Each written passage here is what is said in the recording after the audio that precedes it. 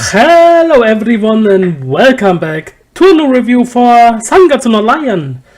Boy, already episode number 10 of the second season, and this episode, I will be honest, okay, I'm always honest, but yeah, it's kind of a catchphrase that you have to use for whatever reason, but this episode was freaking beautiful. It was so good, and pretty much it's really hard to say which episode is actually my favorite, because every single episode is driving forward. It's driving in one direction, but it's not going to pass by other characters or situations, emotions, and all these things. It's picking them up, and you will be hit by them, you will be chewed by them, you will be spit out by them, and then you feel like, boy, this was heavy.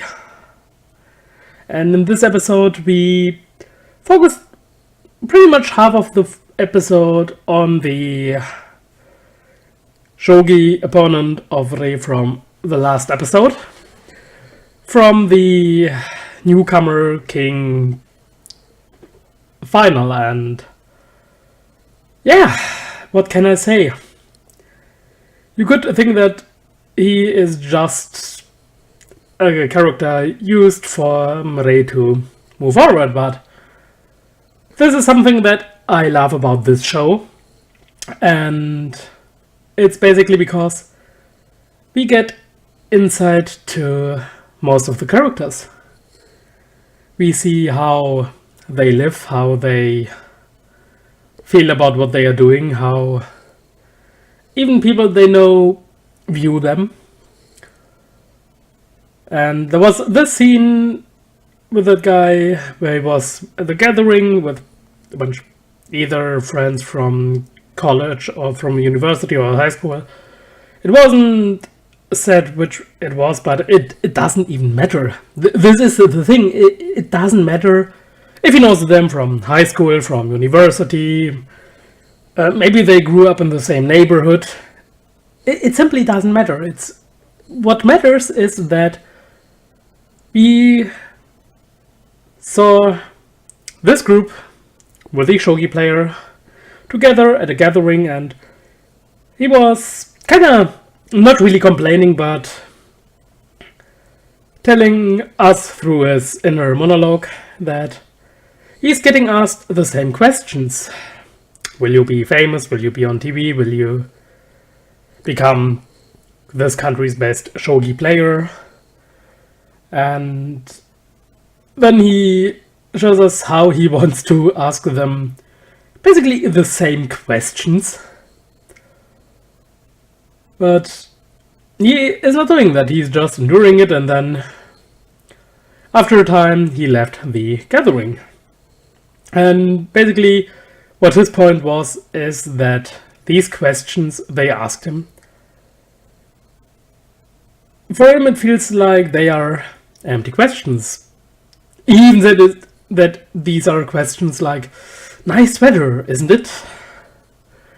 So yeah, he feels that they don't want to know about shogi, they just asking these questions because, well, kind of a social rule, what people may expect you to do. So they are basically doing this, and he's not really happy with it. Then they bring up the pigeons, he's rising.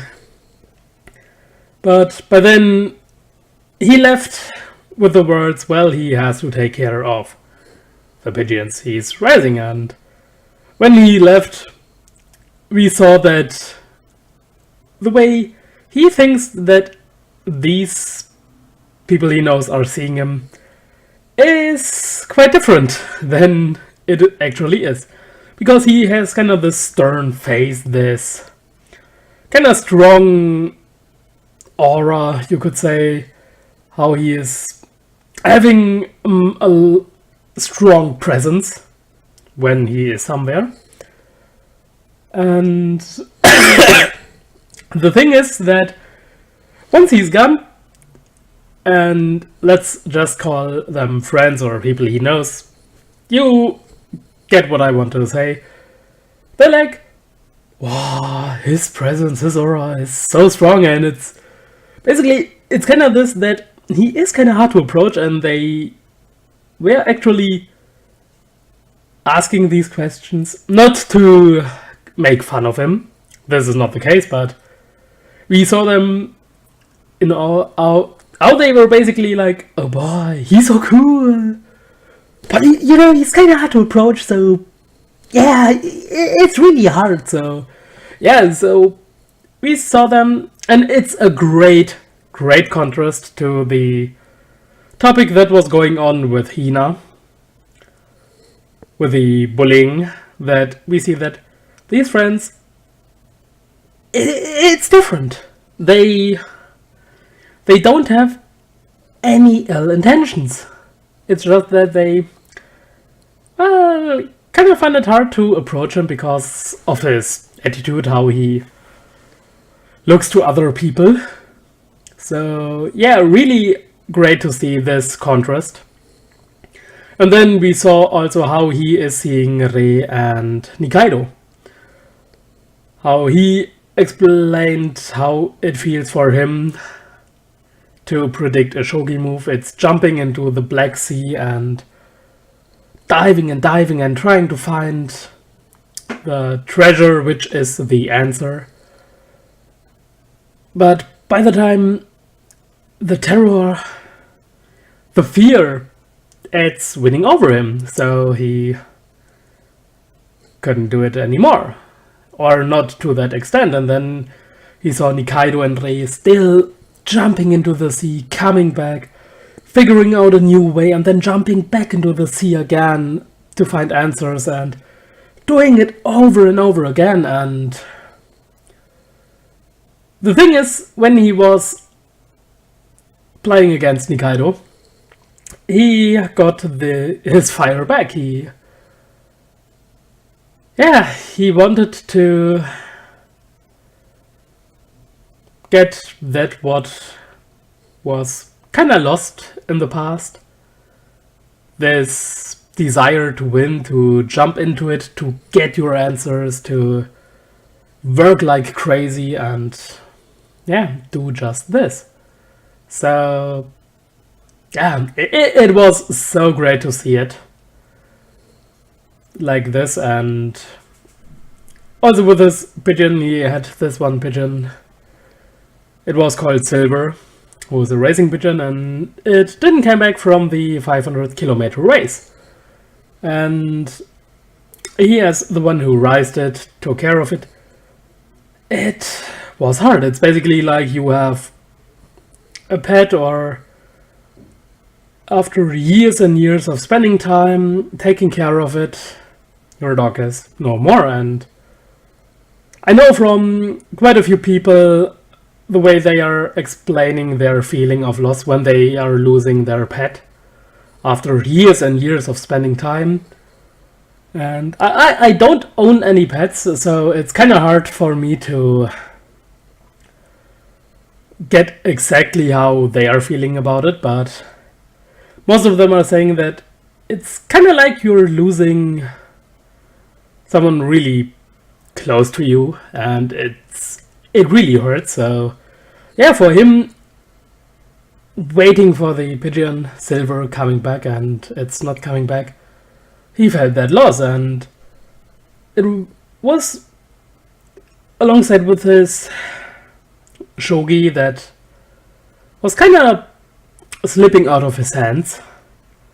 But then we had a happy end when the pigeon came back, and yeah, it was all in timing, also with his desire to improve in shogi.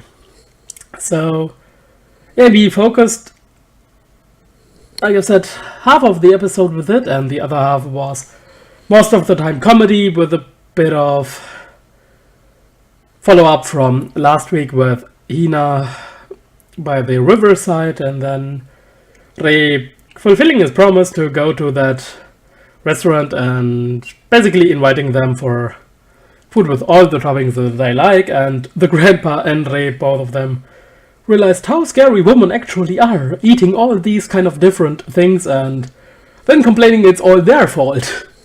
So we had a nice comedy, but man, Hina's smiling face in this episode, boy, such a fluff ball, it's amazing. We're like, oh, squishy, fluffy, I want to hug it like a teddy bear, I don't know, it was so fluffy.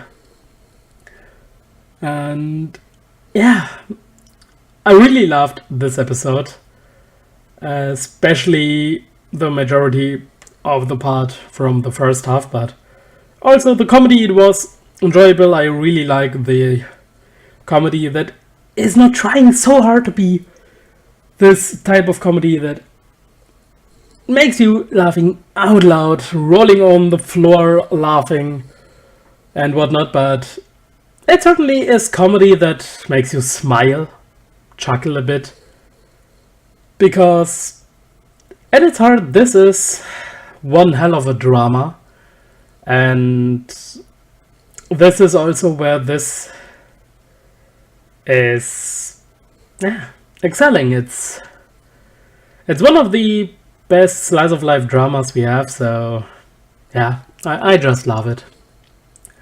And also Nikaido got a little bit angry at his opponent when he lost the shogi match, because he apparently left a bunch of flowers as a get well gift in front of his hospital room, but he didn't enter. He knew that Nikaido was sick and all, but yeah, they were flower from his garden. We saw it, so yeah. But I will leave it at this for today, so as always, thanks for watching, and I hope I will see you guys next time as well. See ya!